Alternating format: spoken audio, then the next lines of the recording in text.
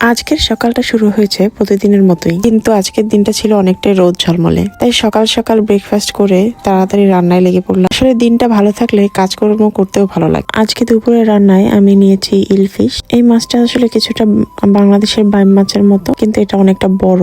আমাদের খেতে এটা খুবই ভালো লাগে। আজকে আমি এই মাছটা একটু অন্যভাবে রান্না করব। চলো আজকে তোমাদের সাথে নতুন একটা জিনিস আনবক্সিং করি। আজকে আমি প্রথমবার আনবক্সিং ভিডিও তোমাদের সাথে শেয়ার করলাম, তো ভাবলাম নতুন একটা জিনিস যেহেতু নিয়েছি তোমাদের সাথে শেয়ার করি। এটা একটা মিনি ফুড প্রসেসর। তো এটা আমি টেমো থেকে অর্ডার করেছিলাম, তো সেটাই আজকে এসে পৌঁছালো। তো ভাবলাম তোমাদের সাথে শেয়ার করি। তো এটা দিয়ে ভালোই পেঁয়াজ রসুন রান্নার জন্য গ্রেট হয়। এটা আমার জন্য আসলে খুবই উপকারী। এই ফুড প্রসেসরটাতে ইউএসবি কানেকশন করা আছে। দিন যাচ্ছে আর মানুষের কাজকর্ম প্রতিনিয়তই কত সহজ হচ্ছে, তাই না? আগে বাংলাদেশে হাতে কেটে শাকসবজি মশলা সব রেডি করতে হতো, কিন্তু এখন সবকিছুই অনেক সহজ হয়ে গেছে। বাংলাদেশের সেই দিনের সঙ্গে তুলনা করলে বুঝতে পারি প্রযুক্তি আসলেই জীবনকে কতটা সহজ করে দেয়। তাই রান্না বান্না করতেও অনেকটা ভালো লাগে। যাই হোক, দুপুরের রান্নাটা তাড়াতাড়ি শেষ করলাম। শেষ করে দেখলাম যে বড়মশাই চলে এসেছে। যেহেতু ওয়েদারটা আজকে এত সুন্দর ছিল, তাই বড়মশাই বললো যে চলো বাইরে গিয়ে আজকে খাওয়া দাওয়াটা করি। তো আমরা আজকে বাইরে সুন্দর ওয়েদারের মধ্যে খাওয়া দাওয়া করলাম। এই ছিল আমার আজকের দিন।